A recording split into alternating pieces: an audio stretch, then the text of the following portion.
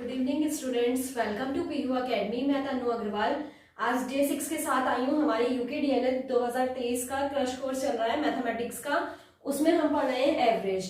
इससे पहले हमने नंबर सिस्टम कंप्लीट किया था, उससे पहले मैंने आपको सिलेबस प्रोवाइड करवाया था मैथ्स का, और अब हम एवरेज पढ़ रहे हैं। इससे पहले जो डे 5 हुआ था उसमें हमने बेसिक सीखा था कि एवरेज क्या होता है और उसे कैसे फाइंड आउट करते हैं, और वो क्वेश्चन कैसे थे, वो न्यूमेरिकल क्वेश्चंस थे। और इसमें जो क्वेश्चंस हम देखने वाले हैं वो वर्ड प्रॉब्लम होंगे। तो इसमें हम सीखेंगे कि कैसे एवरेज निकालते हैं, कैसे अगर आपको बहुत सारी डिजिट दी हो तो उन डिजिट का सम कैसे निकालेंगे। तो ये सब हम इसमें सीखने वाले हैं। चलिए, तो सभी क्वेश्चन मैं आपको शॉर्ट ट्रिक से करवाऊंगी, जैसे मैं आपको सिखा रही हूँ, बस आपको उन्हीं तरह से प्रैक्टिस करनी है और आपको ये बहुत ज्यादा इजी लगने वाले हैं। और कुछ लास्ट में मैं क्वेश्चन आपको प्रैक्टिस के लिए दूंगी। तो देखिए, आपके 5 क्वेश्चन है। फर्स्ट क्वेश्चन से स्टार्ट करते हैं। उससे पहले मैं थोड़ा सा बेसिक आपको बताना चाहती हूँ। देखिए, जैसे आपके पास डिजिट है 1 2 3 4 5, ठीक है। आपके पास ये 5 डिजिट है। हमने देखा था कि इसका एवरेज क्या होगा, आपके पास 3 होगा। अब मैं आपसे बोल रही हूँ कि आपके पास एक 5 सीरीज की, ठीक है, आपके पास एक सीरीज है जिसमें कितनी है 5 डिजिट्स है, ठीक है, और उसका एवरेज 3 है। और मैं बोल रही हूँ कि उस सीरीज का आपको नहीं पता कि वो सीरीज में कौन कौन सी डिजिट है। मैंने तो यहाँ आपको बता दिया क्योंकि हम क्रॉस चेक करेंगे। तो फिलहाल मैं आपको बता रही हूँ कि आपके पास एक सीरीज है जिसमें 5 डिजिट्स है और उसका एवरेज 3 है। तो आपसे पूछा जा रहा है कि उस सीरीज की सम कितना होगा। तो आप क्या करेंगे, ये जो आपको 5 दिया है और जो एवरेज दिया उन दोनों के बीच में मल्टीप्लाई कर देंगे तो आपके पास सम आ जाएगा उस सीरीज का, यानी कि 5 3 जा 15। अब चलिए क्रॉस चेक करते हैं, क्या इसका भी सम 15 आएगा। तो देखिए, 2 + 1 3, 3 + 3 6, 6 + 4 10 और 4 + 5 15। तो देखिए, इस सीरीज का सम भी कितना आ रहा है, हमारे पास 15 आ रहा है। लेकिन अभी तो ये छोटी सी सीरीज थी। अगर मैं आपको दे दूं 25 30 इस तरह से कि आपके पास एक सीरीज है जिसमें 25 टर्म्स है और उसका एवरेज कितना है 8 है, तब आप कैसे बताएंगे। ठीक है, तो आप क्या करेंगे, इन दोनों की मल्टीप्लाई कर देंगे, जो आंसर होगा वो आपकी सीरीज का सम होगा। तो यही कॉन्सेप्ट आपका इसमें लगना है। तो ये हम इस तरह से करेंगे, कोई इक्वेशन जनरेट नहीं करनी पड़ेगी आपको, कोई भी आपकी लीनियर इक्वेशन नहीं बनेगी जिससे आपको एक्स या वाई सॉल्व करना हो और उसके बाद आपकी कॉम्प्लिकेशन बढ़ जाए। तो ऐसा कुछ नहीं होने वाला है, हम डायरेक्ट करेंगे। तो सीखिए कैसे करते हैं।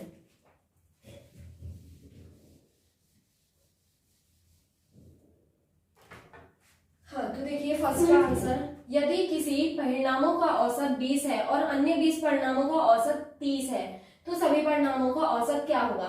तो देखिए, आपको यानी कि रिजल्टेंट दिए हैं 30,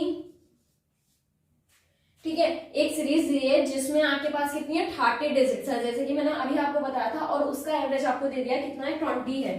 तो इस जो सीरीज है जिसमें 30 डिजिट्स है उसका सम आपके पास 20 है। तो आपके पास इस सीरीज का सम कितना होगा 600। अब इन दोनों की मल्टीप्लाई कर लीजिए, आपके पास इस सीरीज का सम आ गया। ठीक है, अब आगे बढ़ते हैं। अन्य 20 परिणामों का, यानी कि फिर से आपसे बोल रहे हैं एक और सीरीज है जिसमें आपके पास कितनी है 20 डिजिट्स हैं और उसका एवरेज कितना है आपके पास 30 है, यानी कि आप लिख लीजिए कितना है आपके पास 30 है।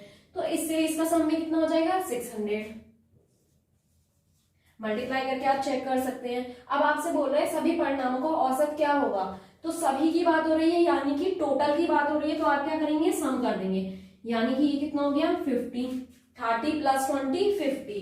अब यहाँ प्लस करिए, आपके पास कितना हो जाएगा 1200, ठीक है, 1200 हो गया आपके पास। आप सम कर लीजिए। अब आपको क्या करना है, सबका एवरेज बताना है, आपको सम नहीं बताना, आपको एवरेज बताना है। तो देखिए, इसका तरीका क्या होगा, 50 को बस इससे डिवाइड कर दीजिए। ये जो आपके पास 1200 आया है और ये जो 50 आया है, 50 को डिवाइड कर दीजिए 1200 से। तो 0 से 0 कैंसिल आउट, 5 2 जा 10, कितना बचा आपके पास 2 और एक 0 पीछे था, तो कितना बन गया 5 4 जा 20, यानी कि 24 आपके पास आंसर हो गया। तो विद इन अ सेकंड में आप अपना आंसर लगा सकते हैं।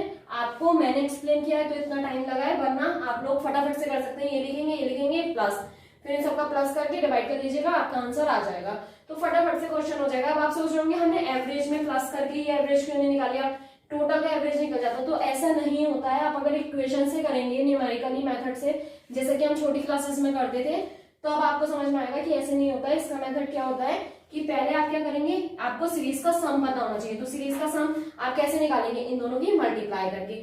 उसके बाद जो आपके पास टोटल सीरीज का सम आया है उसका एवरेज निकालते हैं। आपने देखा होगा हम एवरेज कैसे निकालते हैं, जैसे आपको 1 2 3 4 5 दिए, तो एवरेज निकालने का मेथड क्या होता है, हम सारी इसका सम करते हैं और डिवाइडेड बाय जितने नंबर हमारे पास होते हैं, कितने नंबर है ये 5 डिजिट्स हैं, तो उससे डिवाइड करते हैं। यही तो हमारा कॉन्सेप्ट है। तो यही कॉन्सेप्ट यहाँ फॉलो हुआ है। हमने क्या करा, पहले सारी डिजिट का सम किया है टोटल और डिवाइडेड बाय जितने उसमें टर्म है, तो टर्म कितने है 50 है, 50 से डिवाइड कर दीजिए, आपके पास आंसर आ जाएगा। आई होप आपको ये क्लियर हो गया होगा। सेकंड क्वेश्चन देखते हैं।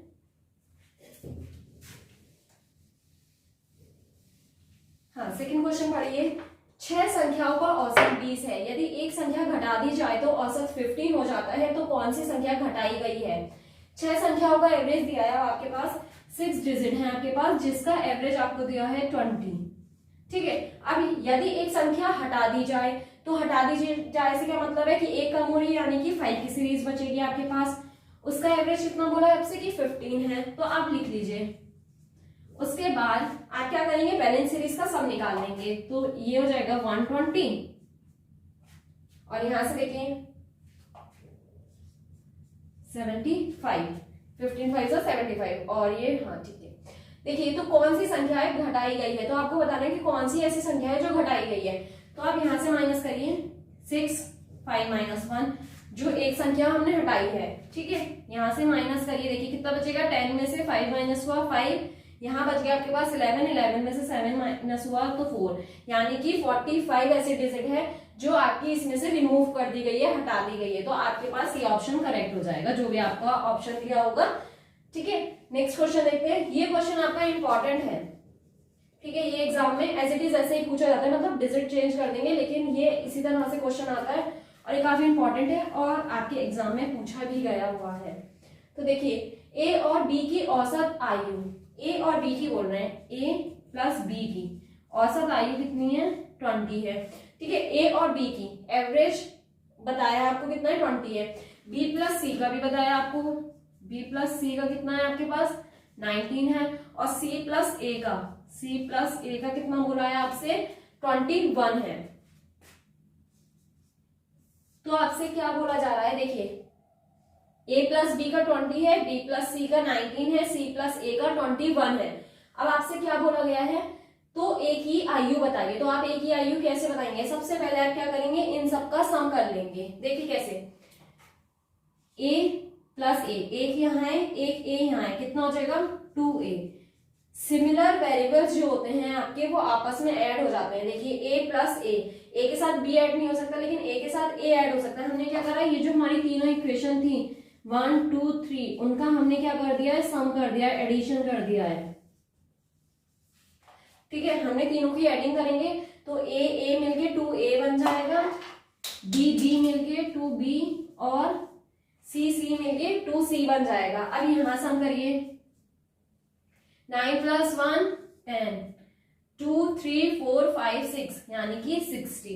ठीक है, अब देखिए 2 इसके पास भी है, 2 इसके पास भी है और 2 इसके पास भी है, तो आप क्या करेंगे 2 कॉमन ले लेंगे। तो यहां से 2 कॉमन लीजिए, a plus b plus c is equals to 60। तो a plus b plus c is equals to 30 आपके पास बचेगा। कैसे, 2 मल्टीप्लाई में था, अगर ब्रैकेट के आगे कोई डिजिट लिखी होती है डेट मींस कि वो उस ब्रैकेट के साथ मल्टीप्लाई में है, गुणा में है, तो वो कहाँ जाती है, राइट साइड में डिवाइड में जाती है। 2 3 6, तो 3 और 0 का 0 ऐसे ही। तो आपके पास a plus b plus c की वैल्यू कितनी आ गई 30 आ गई। अब आप आगे क्या करेंगे, आपको a निकालना है, तो ये तो आपके लिए वेस्ट है a प्लस c, और a प्लस c की वैल्यू हमें बताई हुई है कितनी है आपके पास, एवरेज 90 है। तो आप क्या करेंगे, a plus b plus c की जगह इसकी वैल्यू डालेंगे, यानी कि 19 is equals to 30। a is equals to 30 minus 19 कितना बच जाएगा 11। तो a आपके पास जो आंसर आ गया, a की आयु कितनी है 11 ईयर्स है, यानी कि 11 वर्ष आपके पास किसकी आ गई, a की आयु आ गई। अगर आपसे सपोज b की पूछ लेते, ठीक है, अगर आपसे सपोज b की पूछते तो आप क्या करते, a आपके लिए वेस्ट क्या होता, a और c की वैल्यू कितनी थी 21, तो आप 30 में से 21 रिमूव कर देते, 9 आपके पास आंसर बचता। तो इस तरह से आपकी b की वैल्यू कितनी हो जाती, 9 हो जाती। तो क्वेश्चन को किसी भी तरह से डाइवर्ट कर सकते हैं, आपको बस कॉन्सेप्ट समझना है, अच्छे से समझिए मैंने क्या बताया। अगर नहीं समझ में आया रिवाइंड करके देखिए, बहुत ज्यादा इंपॉर्टेंट क्वेश्चन था और बहुत ज्यादा इजी है। मैंने आपको एक एक स्टेप करके बताया, कोई भी स्टेप मिस नहीं करा है, जिसकी वजह से आपको कोई भी प्रॉब्लम ना हो। तो आई होप आपको ये क्वेश्चन क्लियर हो गया होगा। नेक्स्ट क्वेश्चन देखते हैं।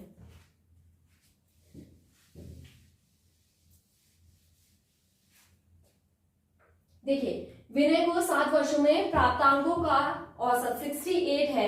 यदि इतिहास के अतिरिक्त अन्य विषयों का औसत 70 है तो इतिहास में अंक प्राप्त हुए।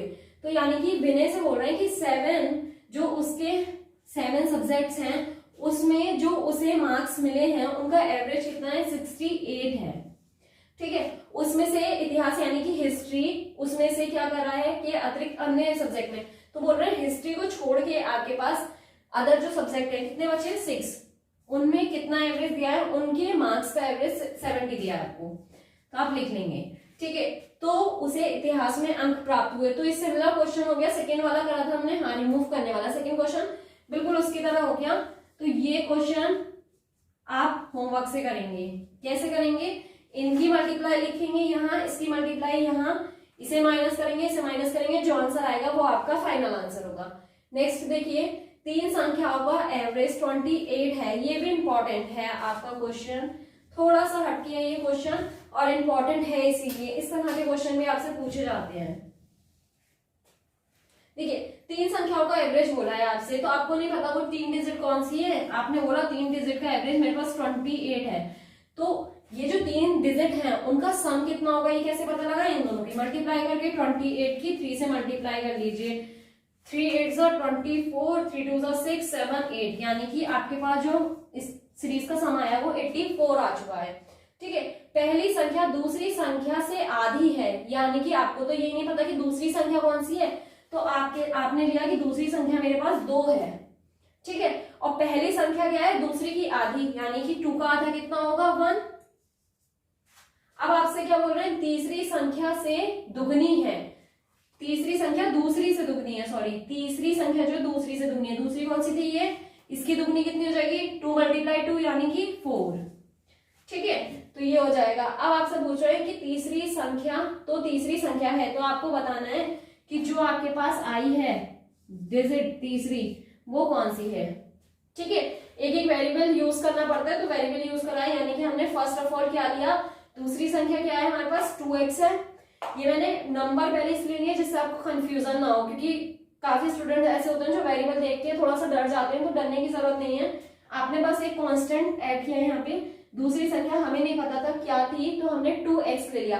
अब आप सोचेंगे हमने खाली x क्यों नहीं लिया या 1x क्यों नहीं लिया, क्योंकि आपसे बोला कि पहली संख्या आधी है तो x/2 हो जाता, 1/2 हो जाता, तो वो फ्रैक्शन और फिर आपको बुरी लगती और आप कॉम्प्लिकेटेड हो जाता क्वेश्चन और डर के पहले ही भाग जाते, तो इसलिए आप 2x लीजिए यहाँ पे। ठीक है, जब भी आधे की बात हो रही है आप पहले ऐसी चीज लीजिए जिससे फ्रैक्शन ना मिले आपको। तो दूसरी संख्या यानी कि 2x ली हमने, पहली संख्या उसकी आधी है यानी कि 1x मिल गई, और तीसरी संख्या क्या है, दूसरी संख्या की दुगनी यानी कि 4x मिल गई। ठीक है, तीसरी संख्या पूछ रहे हैं तो वो कोई बात नहीं, हम बता देंगे। इन तीनों संख्या का एवरेज कितना है हमारे पास, इन तीनों संख्या का जो सम है वो हमारे पास कितना है, 84 है, और इन तीनों का सम क्या आने वाला है, 4 5 6 7, 7x = 84। ये भी तो 3 संख्या होगा, ही सम था सीरीज का, और ये भी 3 संख्या होगा, यानी कि दोनों आपस में बराबर होंगे। अब x = 84 डिवाइडेड बाय 7, 7 1 7, 7 2 14, यानी कि x कितना आ गया आपके पास, 12 आ गया।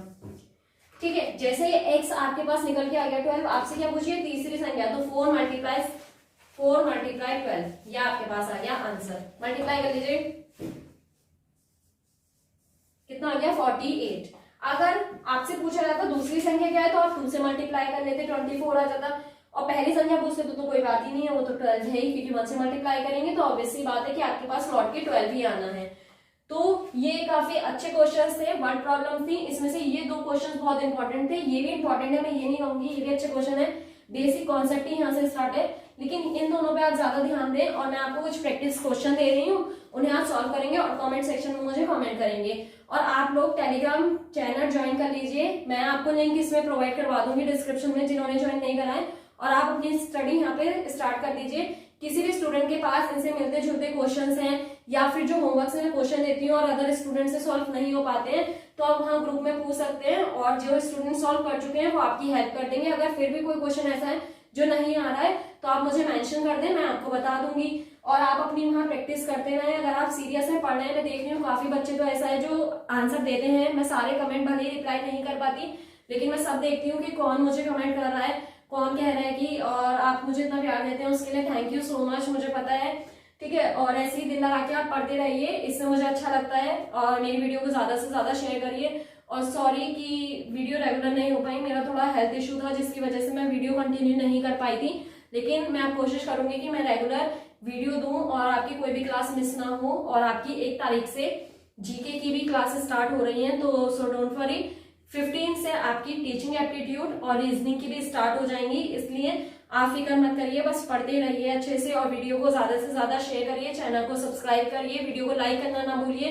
और आज का वीडियो कैसा लगा ये प्लीज मुझे कमेंट बॉक्स में कमेंट करके जरूर बताएं। मैथ्स विद तनु को भी सब्सक्राइब। तो देखिए स्टूडेंट्स, ये आपके 3 क्वेश्चन प्रैक्टिस के लिए दिए हैं मैंने, होमवर्क के क्वेश्चंस हैं। आप इन क्वेश्चंस को सॉल्व करेंगे और उसके बाद मुझे कमेंट सेक्शन में कमेंट करके इनके आंसर बताएंगे। देखिए फर्स्ट क्वेश्चन है आपका, ए बी तथा सी की औसत आयु 20 वर्ष है, यदि ए तथा बी की औसत आयु 19 वर्ष हो तो सी की आयु कितनी होगी। तो ये इजीली आप लोग कर सकते हैं, मैंने आपको बताया कि किस तरह से करते हैं। सेकेंड क्वेश्चन, एक परिवार में पिता तथा माता की औसत आयु 35 वर्ष दी है आपको, पिता माता तथा उनके पुत्र की आयु कितनी होगी, आपसे ये पूछा गया है। इसमें कुछ मिस हो गया है, एक सेकेंड रुकिए। परिवार में पिता तथा माता की औसत आयु आपको 35 दी है और बोला है कि पिता माता तथा उनके पुत्र की आयु 27 वर्ष है और उनके पुत्र की आयु कितनी होगी। तो आप बता देंगे कि बेटे की आयु कितनी है। एक नाव में बैठे हुए 5 व्यक्तियों का औसत भार आपसे बोल रहे हैं 38 है नाव और उसमें बैठे व्यक्तियों का भार 52 kg है, तो नाव का भार कितना होगा। स्टार्टिंग में बोला है आपसे कि नाव में 5 व्यक्ति बैठे हैं, उसका एवरेज 38 है और लास्ट में बोल रहे हैं कि नाव भी इंक्लूड है, नाव और उसमें बैठे व्यक्ति, यानी कि 6 चीजें हो गई आपके पास। उसका एवरेज 52 दिया है और आपसे बोला है कि नाव का बताना है, तो आप क्या करेंगे, सब्ट्रैक्ट कर देंगे, बस आपका आंसर आ जाएगा। तो काफी अच्छे तीनों क्वेश्चंस हैं, आप इन्हें सॉल्व करेंगे, कमेंट बॉक्स में मुझे कमेंट करके बताएंगे। कोई भी प्रॉब्लम है तो आप टेलीग्राम पे इसका स्क्रीनशॉट लीजिए क्वेश्चन का और पूछ सकते हैं, ठीक है। आप लोग आपस में भी क्वेश्चन डिस्कस कर सकते हैं, आपके पास बुक्स होंगी, प्रीवियस ईयर क्वेश्चन पेपर होंगे, तो आप लोग उनकी प्रैक्टिस करना स्टार्ट करिए। कहीं भी कोई प्रॉब्लम आती है तो मैं हूँ आपके साथ और आप लोग खुद से मिलकर अपनी स्टडी को स्टार्ट करिए, ऐसे खाली बैठ के कुछ नहीं होगा, इससे आपकी अदर एग्जाम यूटेट सीटेट की भी तैयारी होगी। मैथ्स विद तनु को ज्वाइन करना ना भूलें। हालांकि मैं अभी मैथ्स विद तनु पे वीडियोस नहीं डाल पा रही हूँ, लेकिन मैं अभी 2-3 दिन में कंटिन्यू करने वाली हूँ, उस पर रेगुलर वीडियोस आपको मिलेंगी मैथमेटिक्स की, जो आपके सभी एग्जाम के लिए हेल्पफुल होंगे। उस पर शॉर्ट ट्रिक्स भी मिलेंगे और बहुत अच्छे आपको कॉन्सेप्ट मिलने वाले हैं वीडियोस के, तो उसके लिए मैंने कोर्स बहुत अच्छा डिजाइन किया हुआ है जो आपकी ये हेल्प करेगा और कॉम्पिटिटिव एग्जाम के लिए, चाहे वो यूटेट हो, सीटेट हो या फिर अदर कोई आपका एग्जाम हो, उसमें भी बहुत ज्यादा हेल्प करने वाला है। तो इसलिए चैनल को सब्सक्राइब करना ना भूलें, पीयू अकेडमी को भी सब्सक्राइब करें एंड थैंक्स फॉर वॉचिंग।